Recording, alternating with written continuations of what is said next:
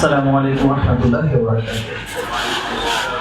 আলহামদুলিল্লাহ, সালাতু ওয়াসসালামু আলা রাসূলিল কারীম ওয়া আলা আলিহি ওয়া আসহাবিহি আজমাইন।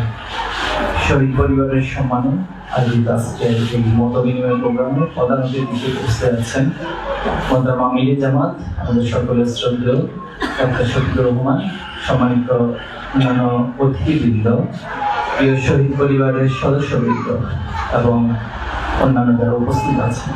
আমরা আল্লাহ তাআলার কাছে শুকরিয়া আদায় করছি যে রব আমাদের আজকের এই প্রোগ্রামে উপস্থিত হওয়ার, সম্পৃক্ত হওয়ার সুযোগ করে দিয়েছেন। আলহামদুলিল্লাহ। রাসূলুল্লাহ দরুদ পেশ করছি সাল্লাল্লাহু আলাইহি ওয়াসাল্লাম। শহীদদের শাহাদাতের মর্যাদা কামনা করছি আল্লাহ।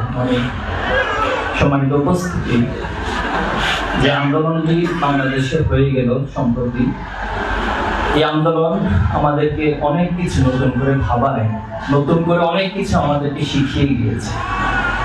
পৃথিবীতে অনেক ইতিহাস আমরা পড়েছি, কোরআনে বর্ণিত অনেক ইতিহাস আমরা পড়েছি, জেনেছি, শিখেছি। তার প্র্যাকটিক্যাল অনেক রূপ বিভিন্ন সময় হয়তো কম বেশি দেখেছি, কিন্তু 5ই আগস্ট পর্যন্ত যে আন্দোলনটি চলমান ছিল আমাদেরকে প্রত্যক্ষভাবে দেখার অনেক কিছু সুযোগ করে দিয়েছে। এই আন্দোলনের সবচেয়ে বড় যেটি থিম ছিল মিথ্যার বিরুদ্ধে সত্যের যে লড়াই, সেটা আমরা দেখেছি। অন্যায়ের বিরুদ্ধে ন্যায়ের লড়াই আমরা দেখেছি। জালেমের বিরুদ্ধে মাজলুমরা কিভাবে করে একাকার হয়ে যায়, দল মত নির্বিশেষে, ধর্ম গোত্র সবার একটাই পরিচয় হয়ে গিয়েছে, আমরা মাজলুম, আমরা জুলুমের শিকার হচ্ছি। এই জুলুমের প্রতিবাদের জন্য সবাই রাস্তায় নেমে এসেছে, নিজের বুকটাকে টান করে বন্দুকের সামনে, গুলির সামনে দিয়েছে। যে আন্দোলন আমাদেরকে শিখিয়ে যায় যে কিভাবে ঐক্যবদ্ধ হতে হয়, কিভাবে জালেমের বিরুদ্ধে লড়াই করতে হয়। ইনশাআল্লাহ এই লড়াই অব্যাহত থাকবে। আজকে যারা শহীদ হয়েছেন তারা তো আমাদেরকে ছেড়ে চলেই গেছে, তাদের কথা আমরা ফিরে পাবো। শহীদ পরিবারদেরকে সান্ত্বনা দেওয়ার মতো ভাষা যারা জীবিত আছে আমরা তাদের কাছে আসলে নেই। আমরা এই জন্য ক্ষমা চাচ্ছি তাদের কাছে, আমাদের কাছে কোনো ভাষা নেই ভাষা দিয়ে আমরা আপনাদেরকে সান্ত্বনা দিতে পারি। তবে এতটুকু বলতে পারি, আল্লাহ রাসূল সাল্লাল্লাহু আলাইহি ওয়াসাল্লাম একটা হাদিস, আবু দাউদ শরীফের একটা হাদিস, ইবনে আব্বাস থেকে বর্ণিত, উহুদ যুদ্ধে যারা শহীদ হয়েছেন আল্লাহ তাআলা তাদেরকে জান্নাতে সবুজ পাখির মধ্যে তাদের রূহগুলোকে স্থাপন করেছিলেন। যখন সেই পাখিগুলো জান্নাতের বিভিন্ন নিয়ামতগুলো তারা বক্ষণ করছিলেন, উপভোগ করছিলেন, উপভোগ করে যখন তারা আরশের ছায়ায় এসে সম্মিলিতভাবে একত্রিত হলো, সেই পাখিগুলো, সেই রূহগুলো পারস্পরিক আলোচনা করছে যে আমরা যে শহীদ হওয়ার পর আজকে যে নিয়ামত আমরা ভোগ করছি, জানি না আমাদের পরিবার আমাদেরকে নিয়ে কত বেশি পেরেশানির মধ্যে আছে। তারা হয়তো ভাবছে আমরা অনেক কষ্টে আছি। তোমরা কি কেউ এখানে আছো যে আমাদের পরিবারের কাছে এই মেসেজটুকু পৌঁছে দিবে যে আমরা আল্লাহর নিয়ামতে পরিপূর্ণভাবে আছি? তখন জিবরাইল আলাইহিস সালাম আল্লাহ রাসূল সাল্লাল্লাহু আলাইহি ওয়াসাল্লামের আয়াত নিয়ে হাজির হলেন। সূরা ইমরানের 169 নম্বর আয়াত। এখানে বলা হচ্ছে ওয়ালা তাহসাবান্নাল্লাযীনা কুতিলু ফি সাবিলিল্লাহি আমওয়াতান বাল আহইয়া, যে তারা মৃত নয় বরং তারা জীবিত। ইনদা রাব্বিহিম ইয়ারযুকুন, তারা তাদের রবের পক্ষ থেকে রিজিক প্রাপ্ত হয়েছেন। সুবহানাল্লাহ। তো আমরা কোনো সান্ত্বনার ভাষা নেই, এই হাদিসটুকু এবং কোরআনের আয়াতটুকু আজকে শহীদ পরিবারকে আমরা স্মরণ করিয়ে দিচ্ছি যে নিঃসন্দেহে তারা যে সততার পক্ষে লড়তে গিয়ে, মাজলুমের পক্ষে লড়তে গিয়ে শহীদ হয়েছেন, আল্লাহ তাআলার কাছে পক্ষ থেকে অবশ্যই আল্লাহর ঘোষণা অনুযায়ী তারা রিজিক প্রাপ্ত হচ্ছে।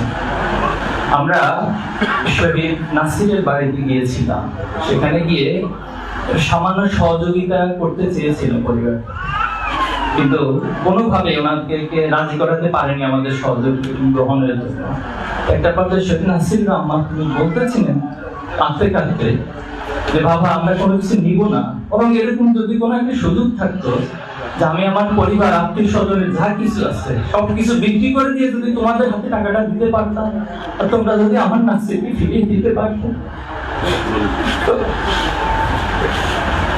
আমি বাকরুদ্ধ হয়ে গেছিলাম সেই কথাটা শুনে। কি বলে সান্ত্বনা দিব আর কি দিয়ে তাদের পাশে দাঁড়াবো? এই শহীদের গল্পটুকু আজকে সারা দেশের শত শত হাজার হাজার মায়েদের কথা, মায়েদের গল্প।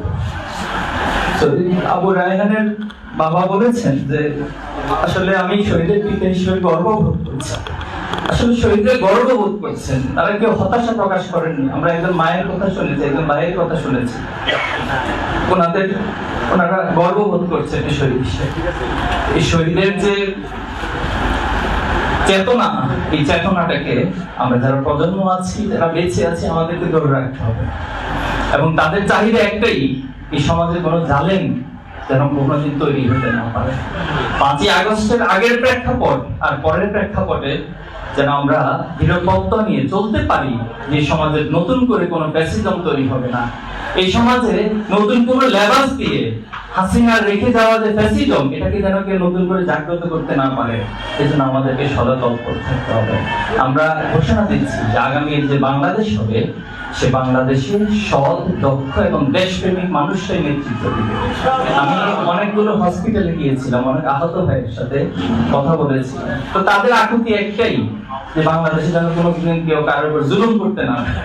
তাদের আকুতি একটাই, ভাই এই দেশটা যদি একটা কাজ, আমি অবাক হয়েছি, একজন সিএনজি চালক, তিনি তার সাথে পৌর হসপিটাল দেখা হয়েছে, বলেছিল ভাই এই দেশটা থেকে যদি একটা জিনিস দূর হয়, যদি দুর্নীতিটা দূর হয়, তাহলে আমাদের দেশ বাংলার পৃথিবীর ইতিহাসে বা পৃথিবীর প্রেক্ষাপটে টপ ক্যাটাগরির দেশের, উন্নতশীল দেশের মধ্যে পরিণত হতে পারে। একজন সিএনজি চালকের অনুভূতি যদি হয় এই, তাহলে আজকে আমরা যারা পড়াশোনা করছি, নিজেদেরকে অনেক বেশি একাডেমিকলি সাউন্ড বলে দাবি করছি, তাদের ভিতরে গেলে এই অনুভূতিটা আসে না।